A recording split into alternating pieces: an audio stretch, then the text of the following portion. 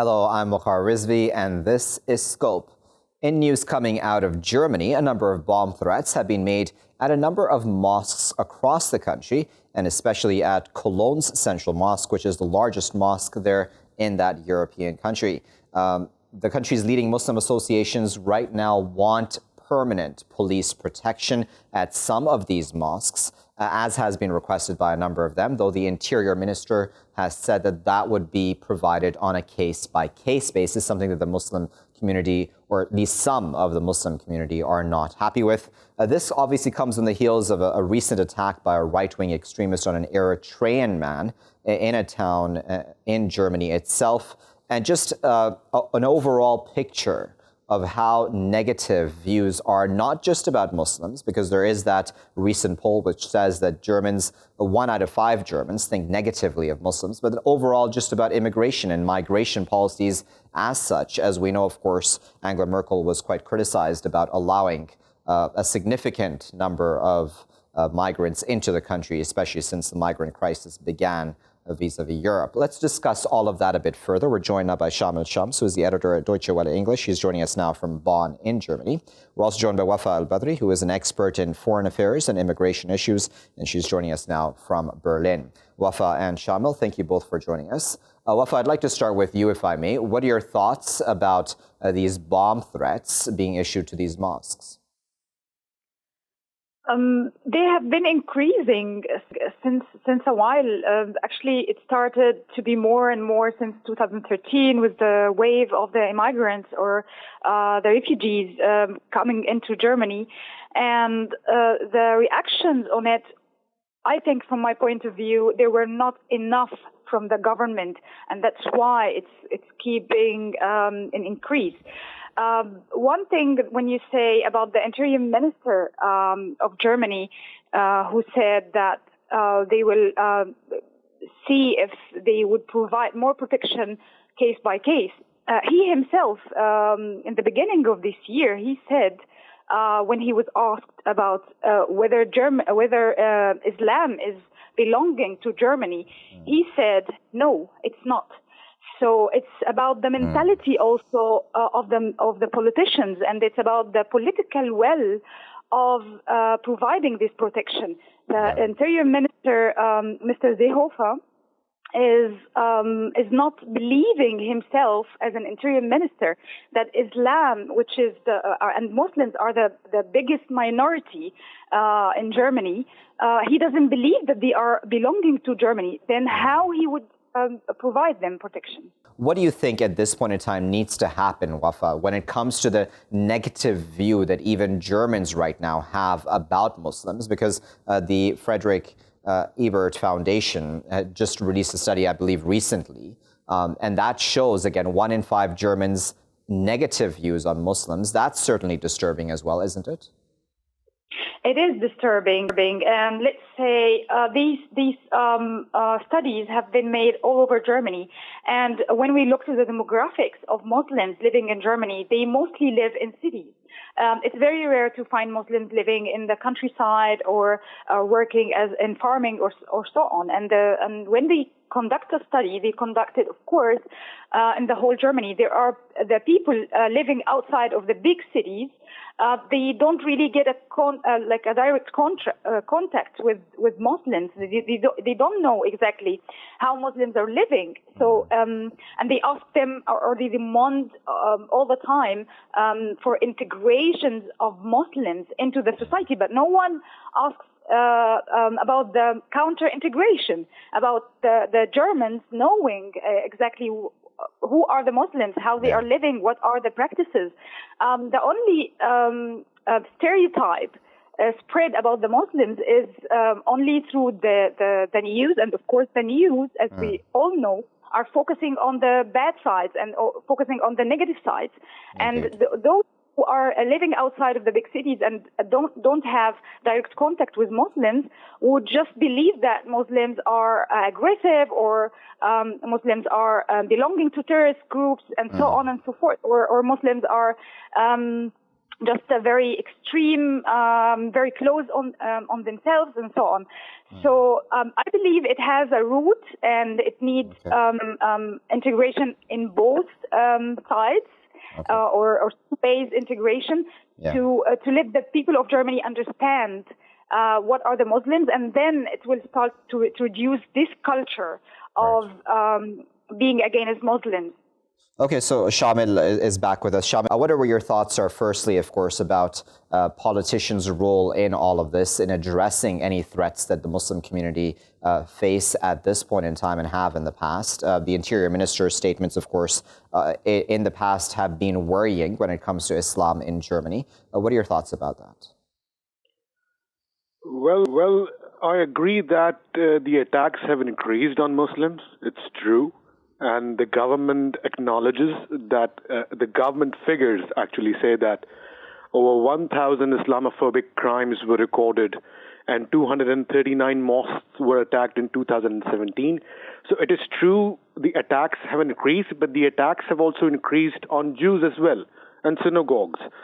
So we look at it here, the German point of view is that the government needs to protect the minorities here. So the religious minorities are under threat in Germany at the moment.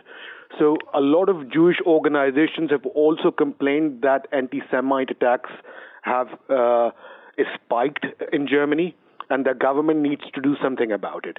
So we need to understand that the government has taken steps, but there are a lot of places in Germany, for example, in the east of Germany, where you have more problems, where the reaction to immigration, to refugees is bigger and starker.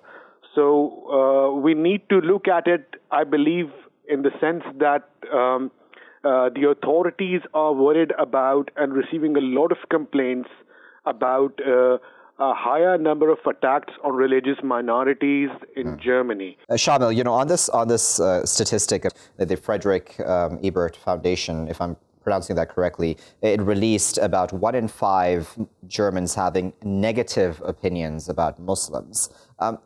What are your thoughts about how that perception needs to be addressed and how that narrative needs to be changed? I think it has happened because of the refugee crisis. Thousands of Muslim refugees have entered Germany in the past few years, since 2015, when Chancellor Merkel opened the borders to the migrants. A lot of people here think that the incoming refugees and migrants would threaten their lifestyle, would change their culture. They would take up their jobs. So there are a lot of insecurities here, and I believe that the government needs to do more to address. And I think Merkel has been very lenient with the opposition here. And I think Merkel's government has done a lot of, she has initiated a number of integration mechanisms and procedures to integrate these people. But we have seen the attacks as well coming from, there have been attacks perpetrated by the refugees from North Africa, coming from North Africa, from the Middle East. So there is a sense of insecurity among the population. But I doubt that it's like 1 out of 5 Germans who are skeptical about Muslims. The figure is definitely, the numbers are getting higher, I agree. But I believe there is a lot of opposition to right-wing, far-right groups here as well. And things are not as homogeneous and one-sided as we hear sometimes. Okay, so that's a fair point you made there, Shamil. I wanted to then Wafa about that because do you think that we're looking at this in a bit of a vacuum then? The news piece that I referred to was a DW news piece itself, which spoke specifically just about Islamophobia and the treatment of Muslims in Germany. But do you think it's actually all minorities, including Jews and others in Germany, who are currently under the spotlight, and that this needs to be addressed across the board? Yes, of course. It is the uprising, if we could like name it like that, of the right wing in Germany is affecting every minority, and the attacks have been happening since a while. Not only, of course, on Muslims, but on Jews, on like other minorities as well. We have seen accidents like burning refugees camps as well, just not knowing even their religion. There are also Christian refugees and Catholic refugees who came to Germany. So and they are attacking them because I don't know, they are colored or they are refugees. So it's not only about Islam, and it's not only about religion. It's about the newcomers who come here, or even because Muslims, like I think there are 2.5 Muslims living in Germany, or no, I think 5 million and 2.5 are from Turkish descent. And these people have been living here since decades now, and they are still facing this kind of racism and this kind of discrimination. Yeah. The point is, it's now, we talk now about Muslims because of course, the latest threats on mosques, and because there are clear laws and clear reactions if it comes to anti-Semitism. But the question here, are they used the same way, or they are having the same strong reaction when it comes to Islamophobia? That's a question actually that I don't know the answer of it, but that's that we should raise. And besides that, Islamophobia or racism to the minorities, to all the minorities, including Jews and other religious minorities, are taking so many manifestations. It could be incitement, it could be religious hatred, incitements, or property damage, or discrimination against Muslims everywhere, every day, like in the daily life. Not only in the mosques or while they are practicing the religion. Wafa, I'm going to come in here because, the point you made just a few moments ago, I'm going to put that to Shamil, in fact, because I think it's an important point, Shamil. And this is something that is pointed out across the world, Shamil, in many such places, be it even the US, in fact, and how reactions would come in if there was, God forbid, an anti-Semitic attack anywhere in the Western world versus one which would be Islamophobic, and the respective reactions to that. Do you think that there is, in some ways, a different reaction to A, anti-Semitism, and B, Islamophobia? And should it be that way? Should it not then just be across the board, and the reactions and protection, etc., that is given on the part of governments, in this case Germany, should be the same for both Muslims, Jews, and others?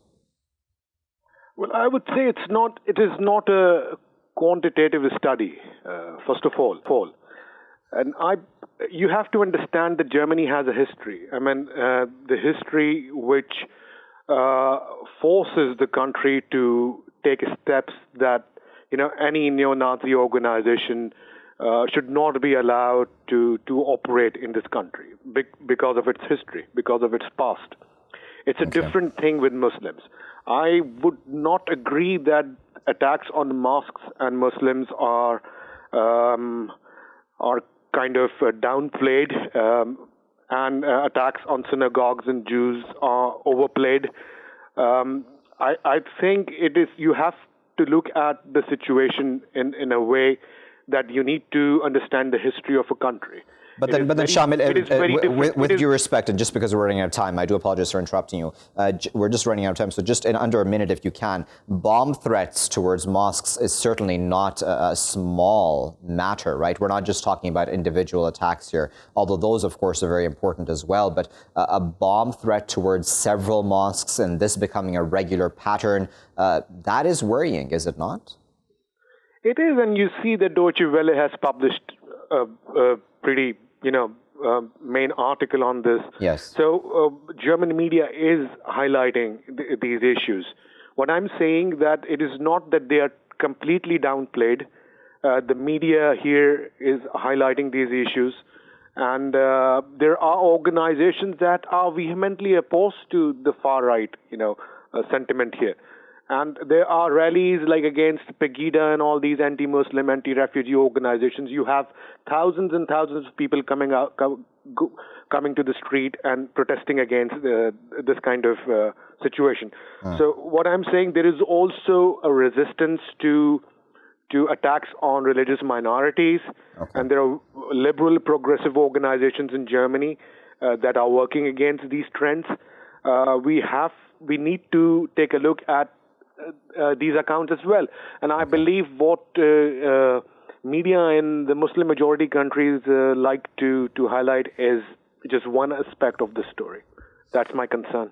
Okay, no, and that's a fair point, and that's why I put that to Wafa as well, that of course this is an across-the-board thing that minorities in Germany and other places in the West, of course, need to unite on, of course, when addressing these issues as a whole. But of course, we appreciate Shamil and Wafa for their time and expert insight. We'll leave it there at that for now with this topic. But of course, this is an important one because these bomb threats have seemingly been increasing on mosques across Germany. The Interior Minister is on record as doubting really how part of Germany Islam can really be, even though Muslims have been living there for a very long time, really. If we're talking about the Turkish citizens or other Turkish origin, I should say, citizens or others, then there is, of course, that recent attack by a right-wing extremist on an Eritrean migrant as well. That has, of course, brought about a lot of worry forth as well. And as Shamil there correctly pointed out, it's not just Muslims, of course. It is other minorities living in Germany who are also under the spotlight and are also being targeted, such as Jews and others.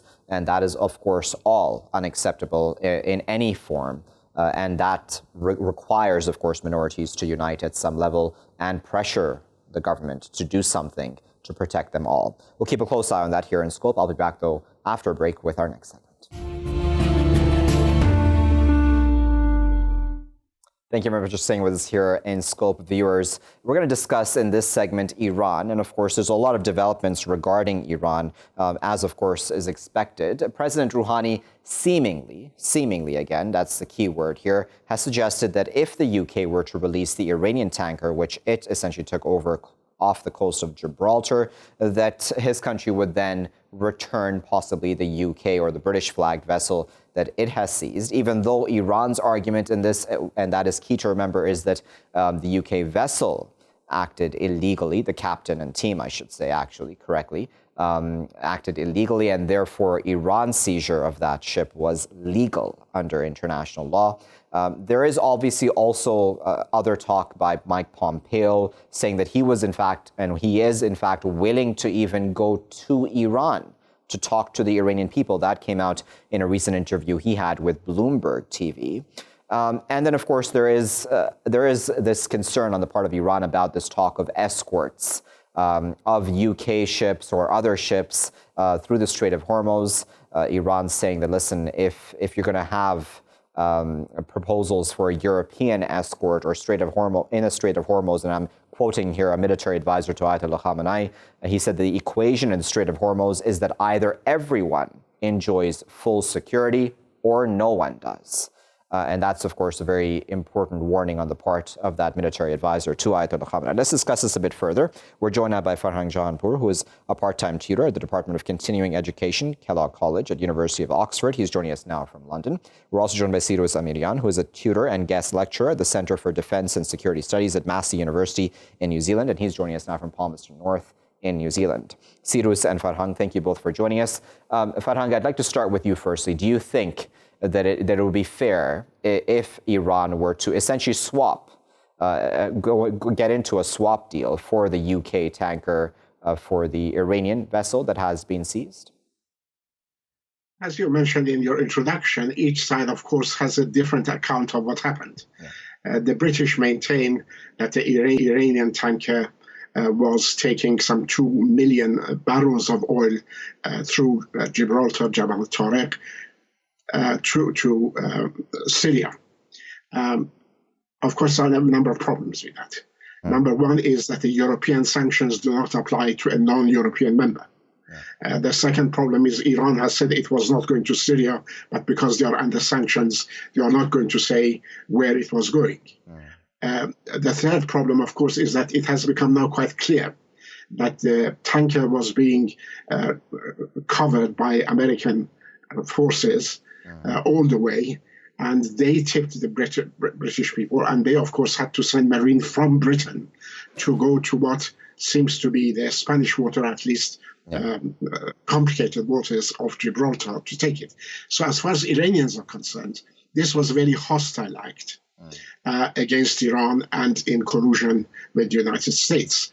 On the other hand, the British people regard the seizure of their flagship in the Persian Gulf near Strait of Hormuz also as an illegal action, because they said it was going through normal shipping activities and had no. But again, of course, there is a problem there, because as you know very well, at its narrowest point, the Strait of Hormuz is only about 20 to 21 miles long. Yes. Each country has got 12 miles of territorial water. So the whole area is either within Iranian or Omani territorial water. And in fact, a little bit in the middle, where the ships come and go in two lanes, falls more or less entirely within the Iranian territorial water, or at least Iranian and Omani territorial water. And according to the laws of the sea, innocent passage is allowed. Of course, if you think that a ship is not going innocently, it's a military purposes or something, you are quite entitled to board them. Okay, so Sirous, as Farhang there correctly pointed out, of course, it's also a battle of narratives, and each side has their story to tell. But regardless of the stories on both sides and whose argument is correct or not, do you think it would be smart for Rouhani to actually even get into some sort of a swap deal? I can imagine only the kind of pressure he's under at home within Iran at this point in time, considering his nuclear deal is essentially falling apart. Do you think that he would really be willing to enter into such a swap deal under immense international pressure as well? I think he is, because as we're looking, one side of this conflict is the UK, and they haven't been as hostile as the Americans have been ever since, the negotiations of the JCPOA or even post-exit. And they've been, trying at least in a very minuscule way, to try to launch instax and, to try to kind of keep Iran in the deal. So essentially, by alienating one of the members of the JCPOA who is still in the deal, that's not going to be in Iranian interest. And essentially, that's why we see this kind of rapprochement from Rouhani to kind of try to mend ties. And now with a new administration, at least a new prime minister in the UK, this seems to be a good time, because Boris Johnson has visited Iran before. He has sat down, talked with Jawad Zarif and others, and I think it's a good time and a good move. Iran did show power by seizing the British flag tanker, and now it can show restraint by letting it go and then receiving its own tankers from the British. Okay, so just because we're running out of time, Farhang, I wanted to talk, of course, about the American aspect to all of this. Do you think that Pompeo, making this very, a random statement, if I may call it that, on Bloomberg TV about his possibility of even coming to Iran to talk directly to the Iranian people, is that even mildly possible? Is that, again, another sign of an olive branch by the Trump administration at any level? No, I think they speak from both sides of their mouths. That's the problem. That on the one hand, they say they are prepared to talk to Iran without any preconditions. At the same time, he has laid out some 12 conditions which are nothing short of surrender by Iran. I think what is a very major problem in this battle of will between Iran and the United States is that there is no third-party mediator. Of course, there have been attempts by the Japanese Prime Minister, also by Mr. Macron, sent a special aid to Iran, and none of them have produced any results. In fact, recently, the Pakistani Prime Minister Imran Khan, who was in Washington, spoke very strongly against the possibility of another conflict in the Persian Gulf. So I think what is really needed is not, at this point anyway, face-to-face meeting between Pompeo and Zarif. He actually banned Zarif from moving beyond Iranian, premises in New York and the United Nations. So their actions is quite unfriendly and hostile. Okay, so Farhang, I'm going to cut you off just because we're running out of time. I wanted to allow Sirous to also have a last word. Sirous, what are your thoughts about mediation then? How does mediation occur? Who is in a position to be able to mediate between the U.S. and Iran, do you think? Very quickly, if you can.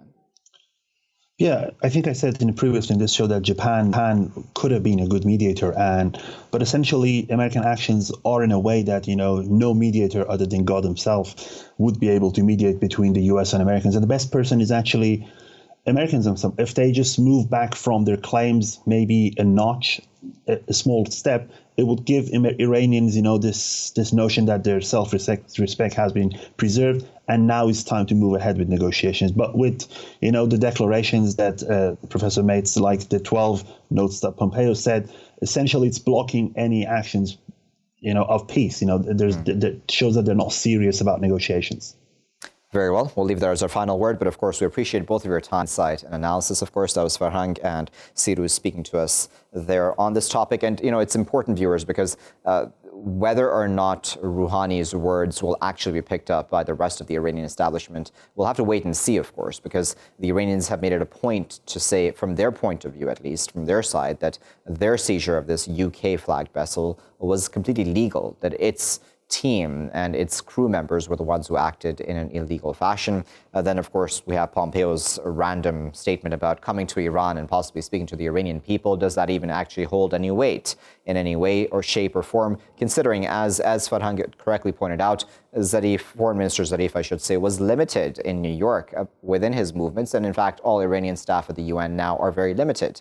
And then on top of that, we have this threat by a military advisor of Iran saying that, listen, you can't only have security for certain countries' ships through the Strait of Hormuz. If there isn't security for everybody, then no one should have security, or everyone should have security. Somebody needs to decide that. It should be across the board. We'll keep a close eye on that here in Scope. I'll be back, though, after a break with our next segment.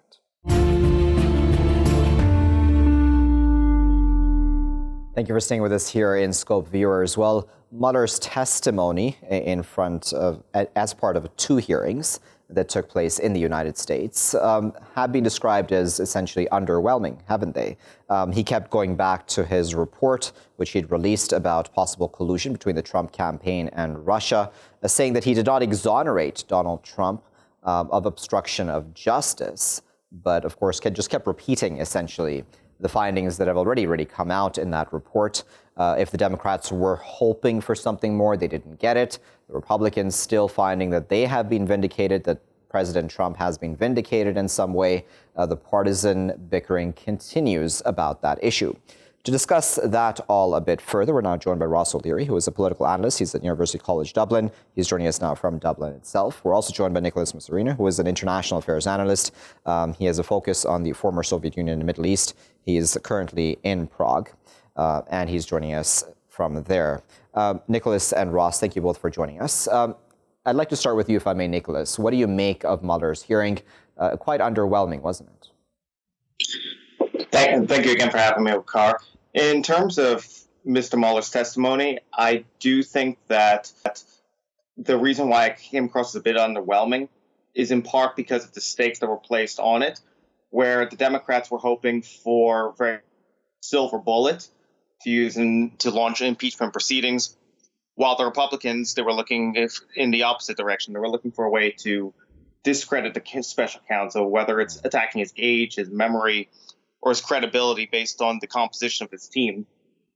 Whereas Mr. Mueller himself, as you might have noticed, when he was able to deliver his most forceful testimony, he was trying to draw attention to the election security issue or the Russian interference and how the United States still remains vulnerable. However, neither side seemed to be as focused as he was in that regard, because they were looking for political points to win towards each of their cause, namely impeachment or against impeachment. Okay, so Ross, we've been talking about Russia collusion for such a long time when it comes to Donald Trump. It seems to have overshadowed his entire presidency. Is this all worth it at this point in time to continue in this fashion? Well, firstly, thank you so much for having me on, Waqar. I think it is absolutely worth it to, first of all, to have Mueller finish his investigation as he did in March, but also for this to be a major topic of discussion. Only, I think, 12 hours ago, a Senate Select Committee on Intelligence released a report, and they detailed in that report that the election infrastructure of all 50 states was targeted by Russian entities in 2016. And the Department of Homeland Security, in conjunction with the Department of Justice, released a report after the midterm elections in 2018, saying that they had found no substantial evidence of Russian interference in the midterm elections. However, Daniel Coates, he came out after the midterm elections and said that there was evidence of Russian election interference. And of course, Mueller yesterday said that, or 2 days ago said that they are attacking our democracy as we speak. I think this is an incredibly important topic, but it's also quite an interesting time that this is happening in. Yesterday, the same day that the Senate Select Committee released that report, Mitch McConnell, the Senate Majority Leader, blocked legislation to secure America's elections. Yeah. So I think that even though Mueller has finally testified in front of the House committees, this is far from over. You know, Nicholas, for many of us outside the U.S. And who are not necessarily directly connected with the U.S. On a daily basis, it comes off as a bit of a boogeyman issue, doesn't it, when it comes to Russia sometimes, that Russia is just being picked on as the convenient scapegoat to many of the problems that may be existing within the U.S. at this point. Do you think that there's some legitimacy to such an argument? Because it does seem at times that it's a bit overstated, isn't it? I think it would be accurate to put it that way, actually, and it's partly because the Republicans, realizing that impeachment is not necessarily a legal procedure in the United States, but a political one. So by casting Russia as a scapegoat, as casting Russia as a scapegoat, it's meant to distract their own public and paint President Trump essentially as a victim of as he frequently puts it, a witch hunt. But the difficulty in dismembering that narrative comes from the complexities of the investigation itself. Bear in mind that there's the criminal elements that went along with it that exonerated the Trump campaign from conspiring with the Russians. Yeah. And then the aspect related to President Trump obstructing justice is still up in the air. But then there's the counterintelligence aspect, which involves multiple layers of secrecy related to intelligence coming from abroad, the FBI, the Central Intelligence Agency, the NSA, and these agencies are not permitted to clarify their positions as easily based on classification laws in the United States. And the same applies for the Democrats as well. They've become so focused on just the obstruction narrative and using Russia as almost like a side note to it. But even members like Representative Adam Schiff, the current chairman of the House Intelligence Committee, he has access to information that other members of his committee does not have. Yeah. But by American laws, he's prevented from sharing it, of course. Okay, so Ross, the argument that could put forth is, listen, America also tries to influence elections around the world. It's sort of just how things work in today's world, where people lobby U.S. politicians, U.S. presidential candidates. I mean, we know about the Israel lobby. We know about the lobbying power of other countries when it comes to the United States or even the UK or even other countries around the world. So why pick out on just Russia? Is it just because Russia's always been a convenient enemy to pick on? I think that is a valid argument, but we do have to look at in the international spectrum. It's not just the United States elections that Russia has targeted. Obviously, by the fake news that was pushed by the bot accounts on Twitter and on Facebook. On Facebook alone, Russian pushed false information articles reached 126 million people in 2016. But also, we have to remember the French election in 2017 of Emmanuel Macron. Those leaks were perpetrated by the GRU, the Russian intelligence agency, as a branch of the Russian military. And also there's ongoing investigations in the UK into the Brexit referendum and the part that Russia had to play in that. So it's not, I understand that, yes, America does kind of put its hand on the scales of the elections of a lot of other countries, but that still shouldn't give Russia a free pass. Okay, so Nicholas, it all comes down to this then. It's a question of he said, she said, isn't it? Because Russia obviously would deny all of the above, saying that it was not involved in any illegal way at the very least. It was probably just doing what any other country around the world was doing and trying to, get into the good books of any presidential candidate so that they could have possibly good relations between the two countries going forward, or secure Russian interests, whatever, those goals may be for any respective country around the world. How do you respond to that? Well, it's interesting that you mentioned it in that way, because in some cases we've actually seen the Russians adopt talking points that came from the Republican camp. For instance, Press Secretary Dmitry Peskov, he echoed some of the same lies Michael Cohen had stated about Donald Trump's investment in a Trump Tower in Moscow and where that went. But then, of course, the Russians, in promoting their misinformation, or as they refer to it, active measures campaign, the more successful it becomes is when there's pre-existing fractures that they can take advantage of. So when you have this Republican spin machine in full play meant to defend the president and reduce popular support for impeachment, the Russians will adopt that as well. We see it when their bots are adopting the same causes that Mr. Trump or some of his allies are adopting, or in some cases it begins with these Russian outlets, and then Mr. Trump's allies parrot those as well. So the difficulty that comes with it is that there's so much grayness to the issue. So the Russians could say that, well, it's a legitimate attempt to build relations with a incoming president, but that ordinarily does not involve hacking the opposition's emails and then dumping them into the mainstream in a way that directly impacts the election. Ordinarily, most countries will not go to that extent to really make an impact with the incoming administration, regardless of the country. Right. Okay, and that's a good point to end on. We'll leave it there at that. Time has gotten the best of us, but of course we appreciate both Ross and Nicholas for their time and their expert insight on this issue. Mueller in this hearing, viewers, again, as I pointed out in my introduction, came off as underwhelming. A lot of people criticizing him for that. But then, he essentially tried to, from what one can tell from a distance, try to remain above the partisan bickering, just referring back to his 2-year-long investigation and the 448-page report which resulted from that investigation, which did not prove collusion between the Trump campaign and Russia, but did not exonerate Donald Trump of obstruction of justice. And that was something, of course, that Mueller was keen on, highlighting as well in front of the committee. And now, what does this mean going forward for Donald Trump himself? Essentially just continuing the partisan bickering, isn't it? The Democrats feel there is something there. They smell blood. But the Republicans feel that their president is being made a scapegoat of. Will he still win these upcoming elections? How will these affect the upcoming elections are yet to be seen. We'll keep a close eye on that here in Scope. I'll leave it there for now, though. I've been Waqar Rizvi. Thanks for watching.